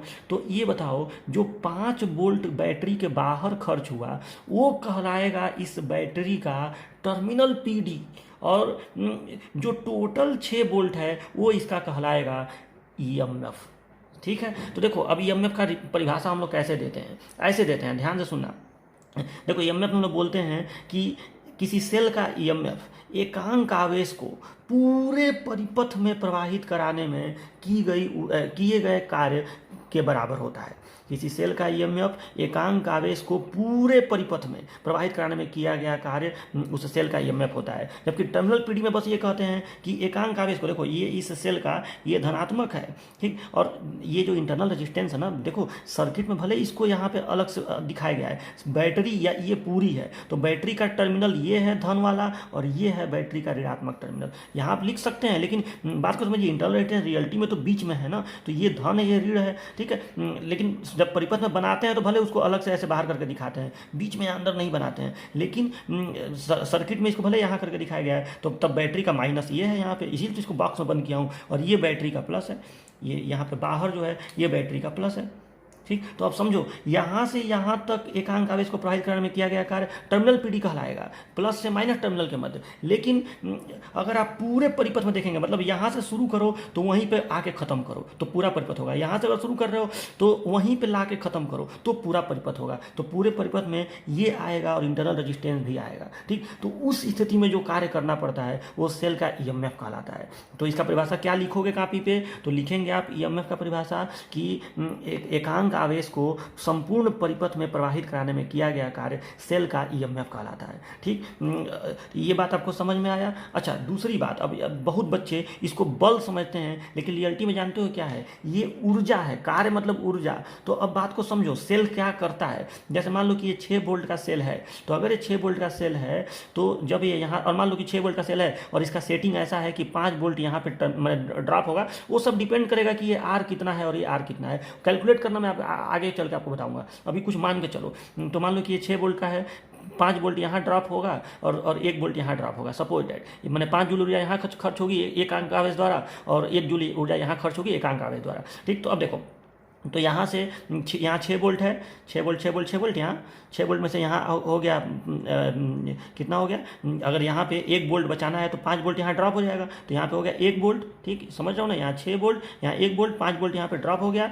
अब ये 5 वोल्ट कहलाएगा टर्मिनल पीडी, ठीक है। ये टर्मिनल पीडी है, टर्मिनल पीडी, क्योंकि ये प्लस से माइनस तक जाने में खर्च की गई एकांक आवेश की ऊर्जा है, तो ये 5 वोल्ट टर्मिनल पीडी कहलाएगा। और अब ये यहाँ तक आया, अब बाकी जो 1 वोल्ट है वो यहाँ खर्च हो जाएगा, और फिर जो आवेश यहाँ पे आएगा उसके पास 0 जूल ऊर्जा होगी। तो सेल क्या कर रहा है, देखो सेल का काम समझो, सेल क्या कर रहा है या ईएमएफ क्या कर रहा है। तो देखो यहाँ पे 6 जूल जो आवेश चला उसके पास 6 जूल ऊर्जा है, लेकिन जो जो जो जो जो वापस आया यहाँ पे उसके पास 0 जूल ऊर्जा है। फिर उसको ये 6 जूल ऊर्जा यहाँ से दे देगा, फिर वो वापस आएगा तो यहाँ पे 0 जूल ऊर्जा है। यानी सेल, जानते हो सेल जो है ना, ये ऊर्जा प्रदान करता है। सेल, देखो बहुत लोग ये गलत याद कर लेते हैं, हालांकि मैं इस सेल चैप्टर में आपको डिटेल में पढ़ाऊंगा, लेकिन बहुत किताबों में भी गलत लिखा रहता है। किताबों में लिखा रहता है कि सेल क्या करता है, आवेश प्रदान करता है, मतलब यहाँ से धनावेश देता है और मतलब यहाँ से आवेश प्रदान करता है। आवेश नहीं प्रदान करता है, सेल ऊर्जा प्रदान करता है, इस बात को याद रखो। ये सोर्स ऑफ एनर्जी है, सोर्स ऑफ चार्ज नहीं है। देखो ये ऐसे समझो इसको कि जैसे ये आवेश यहाँ से जब चला तो आवेश एनर्जी का एक ट्रक है, समझ लो एनर्जी का एक ट्रक है, इलेक्ट्रॉन एनर्जी का ट्रक है। उस ट्रक में 6 जूल ऊर्जा यहाँ से भर दिया, अब ये 6 जूल ऊर्जा भर के गई, जब यहाँ तक आएगी तो उसके पास 0 जूल ऊर्जा होगी। अब उसी ट्रक को फिर ये भर देगा बैटरी या सेल, और फिर वो चलेगा और फिर ऊर्जा को यहाँ पे खर्च करके वापस आ जाएगा। बात समझ रहे हो कि नहीं। तो ये चीज होता है आपका। तो ईएमएफ यानी एनर्जी, ठीक है। सेल के पास कितनी एनर्जी है, ये कोई बल नहीं है, ठीक है। तो याद रखना ना। तो सेल का ईएमएफ कितना क्या होता है, तो एकांक आवेश को पूरे परिपथ में प्रवाहित कराने के लिए सेल द्वारा दी गई ऊर्जा, सेल द्वारा किया गया कार्य या सेल द्वारा खर्च की गई ऊर्जा, तीनों आप कह सकते हैं। सेल द्वारा दी गई ऊर्जा, सेल द्वारा खर्च की गई ऊर्जा या सेल द्वारा किया गया कार्य, लेकिन पूरा परिपथ जरूर लिखेंगे। ठीक, तो आपको केवल विभवांतर किन्हीं भी दो बिंदुओं के बीच होता है, टर्मिनल विभवांतर केवल धनात्मक से ऋणात्मक तक होता है, और ईएमएफ पूरे परिपथ में एकांक आवेश द्वारा खर्च की गई ऊर्जा होती है या सेल द्वारा किया गया कार्य होता है। ठीक है, तो ये चीज़ आप याद रखिएगा। तो उसको लिख लीजिएगा कि किसी सेल द्वारा पूरे परिपथ में एकांक आवेश को प्रवाहित कराने में खर्च की गई ऊर्जा या किया गया कार्य सेल का ईएमएफ कहलाता है। ये और फिर ये सर्किट आपको बनाना पड़ेगा। ठीक है, और यहाँ पे ये आर और स्मॉल आर लिख दीजिएगा। ईएमएफ को हम लोग रिप्रेजेंट करते हैं ई से, ई, और इसका भी फार्मूला क्या होगा, तो E बराबर इसका भी W/Q होगा, लेकिन यहाँ पे जो W है वो पूरा परिपथ का W होगा, पूरे परिपथ में। पूरा का मतलब जहाँ से शुरू करो वहीं पे ख़त्म करो, तो ये R और R दोनों इसके अंदर इंक्लूड रहेगा। यहाँ जो ऊर्जा खर्च होगी और यहाँ जो ऊर्जा खर्च होगी, तो E बराबर W/Q। ठीक है, ये सूत्र मतलब परिभाषा लिखने के बाद ये सर्किट बनाएगा, परिभाषा लिखने के बाद ये सूत्र लिखिएगा, तब ये सर्किट बनाइएगा, और E बराबर W/Q लिख दीजिएगा। ईएमएफ का भी मात्रक क्या होगा, तो इसका भी मात्रक जूल प्रति कूलाम होगा, यानी इसका भी वोल्ट होगा। ठीक, अच्छा, और अब एक चीज़ और आपको बता दे रहा हूँ, इसको आपको नोट में लिखना है। ठीक, कि इस ई में और इस VT में एक संबंध होता है जिसका डेरिवेशन अभी आपके कोर्स में नहीं है, हालांकि मैं बता दूंगा, लेकिन देखो डेरिवेशन की कोई खास जरूरत होती नहीं है। डेरिवेशन कहीं आपसे कोई, जब सिलेबस में नहीं है तो सेमेस्टर में नहीं आएगा, और कंपटीशन में कोई डेरिवेशन तो पूछता नहीं है। तो बस याद रखिए कि ई और VT में संबंध क्या होता है। अच्छा, एक चीज़ का मैं अभी जवाब आपसे चाहता हूँ, फटाक से सोच के बताइएगा, ई और VT में कौन बड़ा होगा? सोचो, जाहिर सी बात है ई बड़ा होगा। अरे यार, VT सेल के धनात्मक से ऋणात्मक तक किया गया कार्य है एकांक आवेश द्वारा, और ये जो है यहाँ से शुरू होकर यहाँ तक आने में, मतलब जहाँ से शुरू किया वहाँ पूरे परिपथ में जाने में किया गया कार्य, तो ई बड़ा होगा। तो जाहिर सी बात है, अगर आपको ई बराबर, जब आप ई बराबर लिखेंगे तो ये हो जाएगा VT + IR। ठीक, क्योंकि जाहिर सी बात है ई और VT में कौन बड़ा होगा, तो ई और VT में जाहिर सी बात है ई बड़ा होगा VT से, तो VT में कुछ जोड़ दोगे तो आपको ई मिल जाएगा। अब अगर ये VT है तो VT में क्या जोड़ोगे, तो VT क्या है, इस रेजिस्टेंस में होने वाला वोल्टेज ड्रॉप है बाहर वाले रेजिस्टेंस में, और IR क्या है, अंदर वाले रेजिस्टेंस में होने वाला वोल्टेज ड्रॉप है। अब ये वोल्टेज ड्रॉप का फार्मूला IR कहाँ से आता है वो आपको बाद में पता चलेगा। ठीक है, तो अगर आप इस VT में ये IR जोड़ देंगे तो टोटल ई निकल आएगा। तो ई का परिभाषा वाला फार्मूला ये है, लेकिन कई जगह न्यूमेरिकल में इसका प्रयोग होगा। ठीक है, इसका बाद में आपको डेरिवेशन तो खैर कोर्स में नहीं है, लेकिन इसका यूज कई जगह न्यूमेरिकल सॉल्व करते समय होगा। E = VT + IR, या आप इसको ऐसे भी लिख सकते हैं VT बराबर E - IR। मतलब अगर आपको किसी सेल का VT निकालना हो, अगर आपको किसी सेल का VT निकालना हो तो E में से IR को घटा देंगे। मतलब अगर आपको सेल का EMF पता है और इंटरनल रेजिस्टेंस पता है, और ये पता है कि सेल कितनी धारा दे रहा है बाह्य प्रतिरोध को, तो ये E पता है, I पता है और R पता है, तो E में से IR घटाओगे तो VT निकल जाएगा। तो ये संबंध आपको याद रखना है। ठीक है, तो ये बस आप इसको ऐसे नोट में नोट कर लीजिएगा। ठीक, इस लेक्चर का अंतिम हेडिंग है कि difference between EMF and terminal PD, यानी सेल के विद्युत वाहक बल और टर्मिनल विभवांतर में अंतर। देखो, तो ये आपको सबसे पहले समझना है कि ईएमएफ जो होता है एकांक आवेश को पूरे परिपथ में प्रवाहित कराने में सेल द्वारा किया गया कार्य होता है, जबकि टर्मिनल पीडी एकांक आवेश को सिर्फ सेल के टर्मिनलों के मध्य प्रवाहित कराने में किया गया कार्य होता है। ठीक, तो जाहिर सी बात है ईएमएफ हमेशा ग्रेटर देन होता है VT से, और ई बराबर हो जाएगा VT + IR। अच्छा, जब आप सेल या बैटरी खरीद के लाते हैं तो नहीं कहा जाता है कि ये सेल जो है 1.5 वोल्ट का है, ये जो सेल है, ये जो बैटरी है 12 वोल्ट की है। ठीक, तो ये सब आप शब्द सुनते होंगे, ये सब चीज़ हम लोग क्या बोलते हैं, ये VT बोलते हैं, टर्मिनल पीडी, या ईएमएफ बोलते हैं, तो ये हम लोग ईएमएफ बोलते हैं। ठीक है, याद रखिएगा, जो हम लोग बोलते हैं बोलचाल में कि ये सेल हमारा इतना वोल्ट का है, वो सब हम लोग ईएमएफ शब्द को बोलते हैं। तो ये ईएमएफ को, जबकि देखो VT को तो आप बोल सकते ही नहीं, क्योंकि VT तो डिपेंड करता है कि आप धारा कितनी ले रहे हैं। समझ रहे हो ना बात को, VT बराबर होता है E - IR। ठीक, तो VT डिपेंड करता है कि I का मान कितना है, E तो चलो फिक्स होता है, E फिक्स होता है, लेकिन VT तो डिपेंड करता है कि I का मान कितना है। I का मान ज़्यादा रखोगे तो VT कम आएगा और कम आएगा। ठीक है, तो ये चीज़ होता है। तो अब इसको जैसा मैं आपको अच्छा चलो एक चीज़ और थोड़ा सा प्रैक्टिकली थोड़ा समझा दूँ। जैसे मान लो ये एक सेल है, अगर आपको VT को नापना हो और सेल का E नापना हो तो कैसे नापोगे? मान लो कि ये एक बल्ब है, सपोज डेट ये एक बल्ब है, ये एक बल्ब है, और यहाँ एक स्विच लगा हुआ है। मान लो एक स्विच लगा हुआ है यहाँ पे, ठीक। तो अगर मैं आपसे कह दूं कि इसका जरा सा आप मुझे VT और E नाम माप के दिखाइए, तो आप ध्यान से सुनो। अगर ये सेल खुला रहेगा, मतलब ये धारा नहीं देगा, इस कंडीशन में अगर आप एक वोल्टमीटर लगा के इसका वोल्टेज नापेंगे, मैंने वोल्टमीटर वोल्टेज नापता है, तो अगर आप इसका वोल्टेज नापेंगे तो आप बताइए, ये खुला हुआ है तो ये E बताएगा कि VT बताएगा। आप प्लस और माइनस पे लगाए हुए हैं तो जानते हो क्या बताएगा, ये E बताएगा, क्योंकि अभी आप सेल से धारा नहीं ले रहे हैं। अगर अभी आप सेल से धारा नहीं ले रहे हैं तो जब धारा नहीं लेंगे तो इंटरनल रेजिस्टेंस में कोई भी वोल्टेज ड्रॉप नहीं होगा। तो उस कंडीशन में ये पूरा का पूरा जो इसका E है वो बताएगा, ठीक है। लेकिन अगर आप इसी को यहाँ पे ऐसे बंद कर दें, इसी को यहाँ पे परिपथ को बंद कर दें, मतलब इसमें धारा प्रवाहित होने लगे इसमें, तो उस कंडीशन में यही वोल्टमीटर जिसको आप प्लस माइनस लगाए हैं वो VT बताएगा, क्योंकि जब धारा प्रवाहित होने लगेगी तो धारा प्रवाहित होगी तो यहाँ वोल्टेज ड्रॉप होगा, तो यहाँ भी तो वोल्टेज ड्रॉप होगा, तो आपको प्लस और माइनस पे जो मिलेगा वो आपको VT ही मिलेगा, E नहीं मिलेगा। यानी आपका थोड़ा सा वोल्टमीटर कम रीडिंग दिखाने लगेगा, ठीक है, क्योंकि आपको पता है कि VT हमेशा E से कम होता है, याद रखिएगा। तो इसको मैं आपको प्रैक्टिकली करके भी दिखा दे रहा हूँ। पास एक मल्टीमीटर है, इसको मैंने DC वोल्टेज पे सेट किया। अब आप रीडिंग देखिएगा। अभी ये बल्ब जो यहाँ बगल में आपको दिख रहा है, ये बल्ब है, ये अभी बंद है। तो अभी बंद है तो आप इसका रीडिंग देख के बताइए मुझे कितना आ रहा है। देखो अभी इसका रीडिंग आ रहा है, मैं उल्टा लगाया है, तो अभी इसका रीडिंग देखिए कितना आ रहा है। अभी इसका रीडिंग आ रहा होगा, देखो 10.9 आ रहा है, ठीक है, 10.9 आया, 10.97। और अब देखो मैं बल्ब को ऑन कर दे रहा हूँ।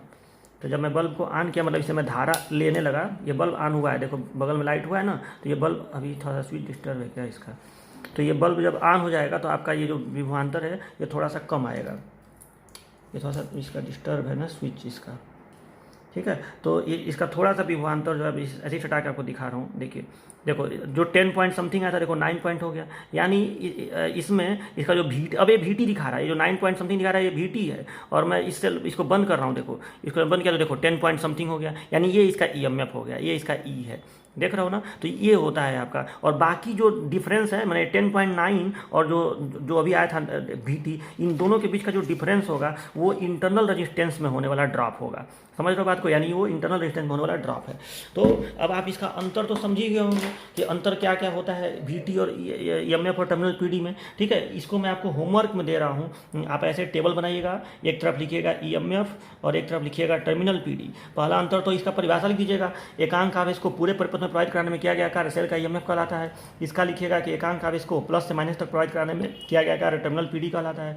दूसरा क्या लिखेंगे कि जब सेल धारा न ले रहा हो, जब सेल धारा न ले रहा हो तो उसके टर्मिनलों का विभवांतर EMF बताता है। और जब सेल धारा ले रहा हो तो जब सेल से धारा प्रवाहित हो रही हो तो यहाँ लिखिएगा कि जब सेल धारा न दे रहा हो तो उसके टर्मिनलों का विभवांतर EMF कहलाता है। और यहाँ लिखिएगा जब सेल धारा दे रहा हो तो उसके टर्मिनलों का विभवांतर टर्मिनल PD कहलाता है, ठीक है। तो ये दो अंतर आपको समझ में आ गया होगा। और तीसरा अंतर केवल ये लिखिएगा कि EMF हमेशा VT से बड़ा होता है, यहाँ लिख दीजिएगा VT हमेशा EMF से छोटा होता है। तो मुझे उम्मीद है, मैंने कोशिश किया है कि जो भी बच्चों को बेसिक चीज़ों में दिक्कतें होती हैं उसको मैं अच्छे से यहाँ पे आपको क्लियर कर सकूँ। तो मुझे पूरा उम्मीद है कि आपको आज का वीडियो लेक्चर काफ़ी पसंद आया होगा, और मुझे आप लोग बताइएगा कि आपको ये कैसा लगा, ठीक है। और अब हम नेक्स्ट क्लास में मिलेंगे, और अब आपको धीरे धीरे और बेसिक चीज़ें जैसे रजिस्टेंस वगैरह के बारे में, ठीक है, ये सब जो मैं बता रहा हूँ, ओम्स लॉ, ये सारी चीज़ें, किरचॉफ लॉ, सब कुछ एकदम आसान भाषा में बेहतरीन तरीके से आपको बताएंगे। तो चलिए मिलते हैं नेक्स्ट लेक्चर में तब। और सुनो, इस पे जो टॉपिक है ना, ये जो टॉपिक है इसका न्यूमेरिकल अभी मैंने नहीं कराया है, तो इसका न्यूमेरिकल्स वगैरह भी मैं नेक्स्ट लेक्चर में कराऊंगा। तो चलिए मिलते हैं नेक्स्ट लेक्चर में, तब तक के लिए अपना ख्याल रखिए, बाय बाय, टेक केयर।